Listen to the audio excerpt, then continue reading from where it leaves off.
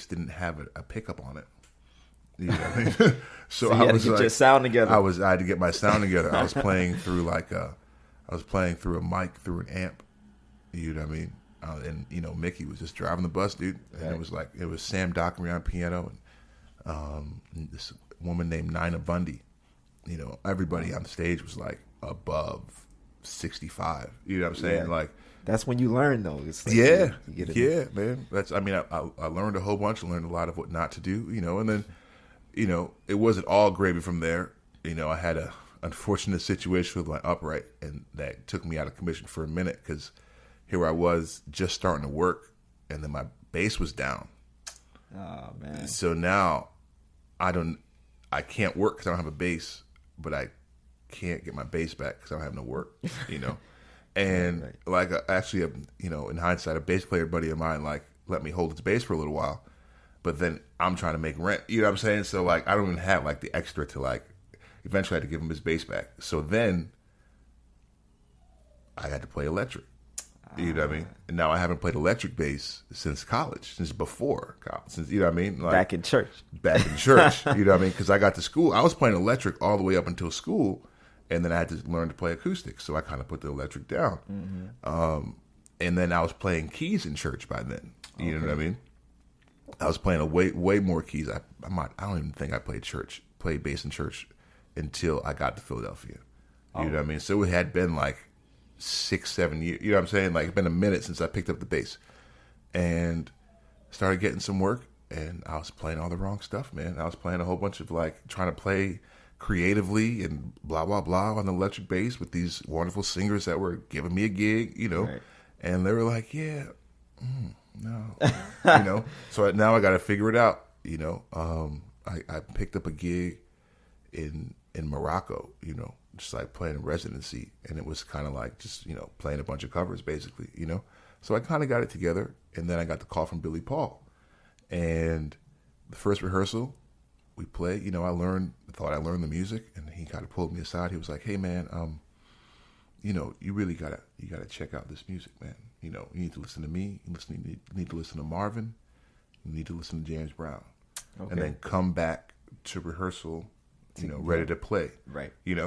And that was the beginning of like a 4 or 5 year journey with Billy Paul, where like by the time I left that band, like my understanding of this music and like my place in it and the tradition and all that is like was so much greater. I was basically able to move here and contribute to the scene pretty quickly because of my understandings. You know what I mean? Right.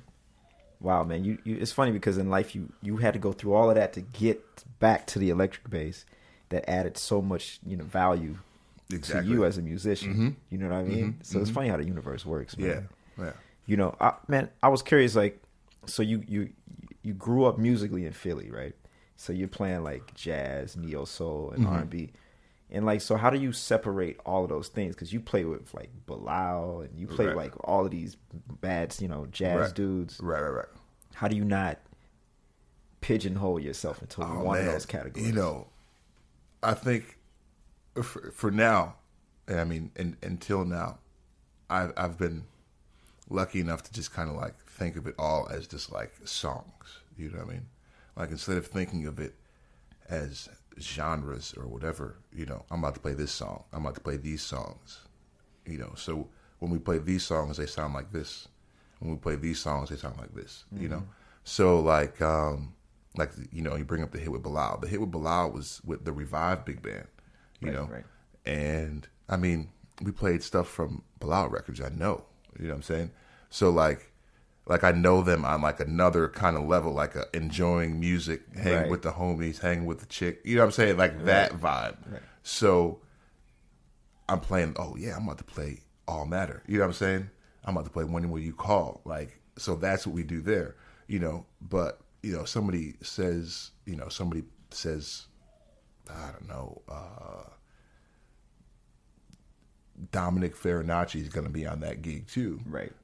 And there's, I'm like, we're about to play this. So just switch the gear. You just got to get there and play that song. I was reading somebody's post, and they were talking about how they EQ their bass for each song. And I was like, that's crazy. It's like, wait, no. because like each song is its own thing. Right. You know, within the framework of a show, you might be playing for this artist, so it's like this, but like you could kind of micromanage it that way and approach each song that way. And I feel like that's what helps me to kind of like get into there. It gets kind of fun or weird, you know, when I get to stretch out kind of like in my own spaces and I get to play like, you know, let me think of something like Wade in the Water. You know, that's something I do with one of my trios, and it's like, what is this? It's Wade in the Water. Like if we try to say it's, you know, hip hop or R&B or straight eighth or gospel, New Orleans or gospel or jazz, it's not really going to fit. But if you say, yo, you heard John's arrangement of Wade in the Water, oh yeah, that joint is dope. You know, it does make my head bob a bit. You know, I mean, there's improvisation in there too, and there's drum things happening. So if I approach it song by song, I think by approaching it song by song, it gives me some versatility and gets me out of like the genre sort of space. Right. So are you feel like you're transcending category, like at least, you know, because I don't know if it's even a good thing to start categorizing music. You know? Right. I mean, I would say that that sounds pretty pretentious, right? Well, but isn't it pretentious to be like, oh, well, I play jazz, so I'm sophisticated, right? Man, you're just playing gospel music. That's street music. It is. I do think that's very pretentious. But yeah, it's just, you know, because there's such an appreciation, and it's not a straight line with me, you know. Like I remember a Sesame Street record that I used to listen to, like an actual record, like that I used to listen to when I was a kid. And if I'm remembering correctly, it had some like swinging type stuff on it. It was a Sesame Street record. Like Sesame Street ain't no joke with the music and like playing the stuff, you know. So in my development, there's that. But then there's also, my dad used to go to Haiti, man. I mean, he still goes there and does like, you know, there's like relief work and missions work and community building and all sorts of things, which is really wonderful. But he'll go there with like a tape recorder and just go to some sister's house who knows all the little praise songs, all the little joints, and just record her singing that stuff. And then he'd come home and that would be playing in the kitchen. You know what I'm saying? So like my understanding of melody and rhythm and all these things comes from that too. Right. So when you take those two things together, you know, I just think about songs, you know, and then you know, as far as it helps with recording too, right? It's like, what song is this? You know, what's he saying? What's she saying? What's he playing?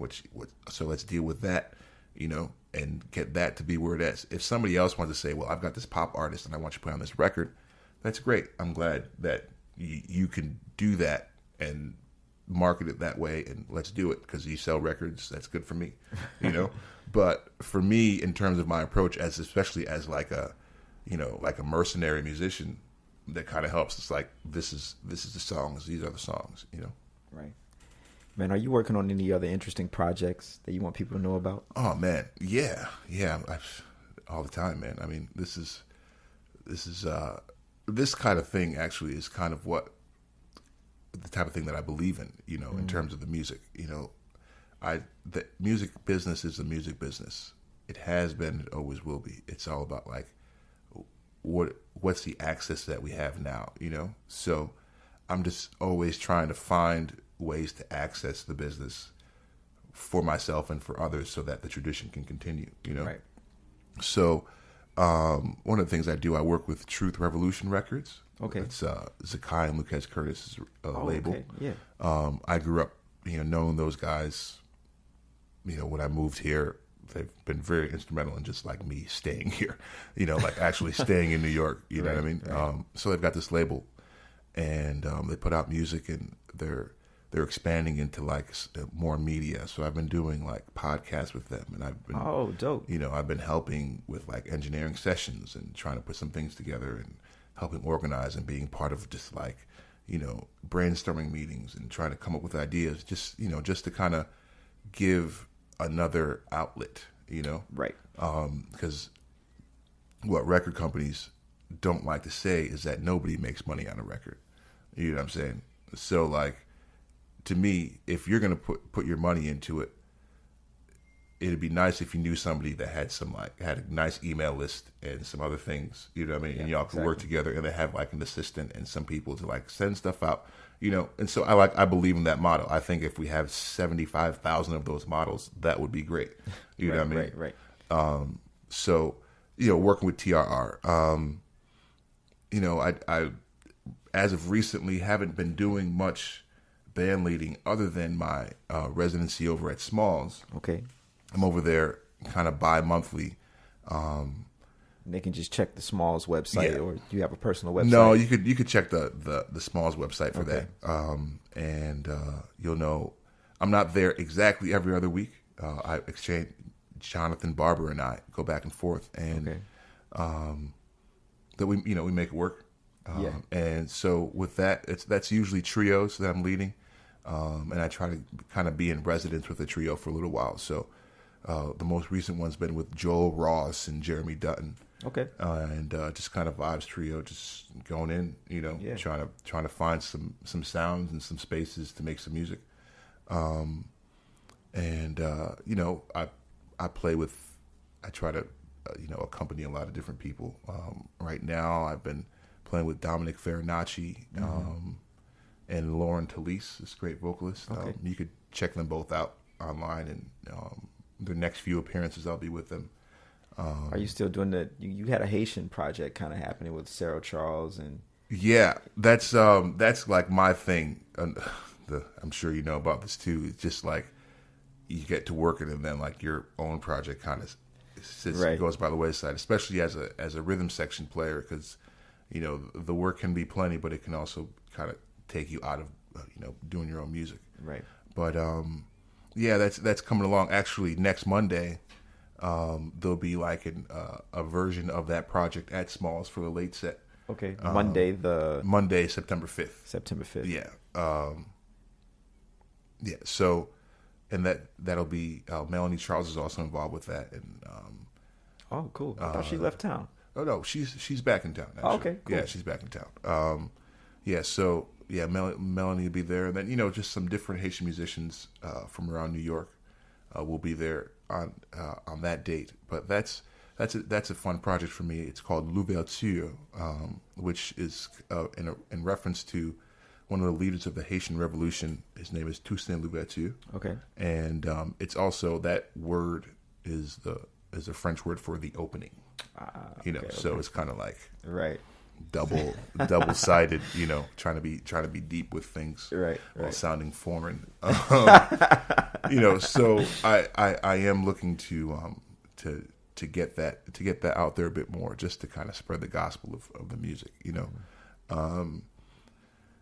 I mentioned Billy Paul earlier. He just passed away recently, and somewhere in my future will be some sort of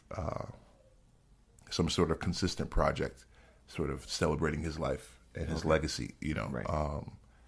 So I look forward to putting that together. I have no idea how or when or exactly what it's going to be, but he was so instrumental in my life. And again, hindsight is always it's kind of fun. It's sad sometimes, but to know that he was at the end of his life and he kind of knew that, because he spent the whole time that I was on tour with him, his song lists were like his 3 or 4 hits, and then just like the most uplifting and power giving of his songs. Yeah. You know what I mean? This one song called "Only the Strong Survive." Oh wow. This other song called "We All Got a Mission." You know what I'm saying? Yeah. You are so beautiful. You know what I'm saying? Just all these things that it was just like he would do this thing every show where you just talk, and then eventually he said it's nice to be important, but it's more important to be nice. Oh yeah. And it seems to be like the corniest, most lame thing, but if somebody's saying that from the bottom of their heart, you know what I'm saying? Yeah. And they want to share that, and they're sharing it because they know that this room full of thousands of people is listening to every word that he says. Right. You know what I'm saying? Yeah. So like knowing that I was a part of that, and being on the road, there's a million things that happen. But at the end of the day,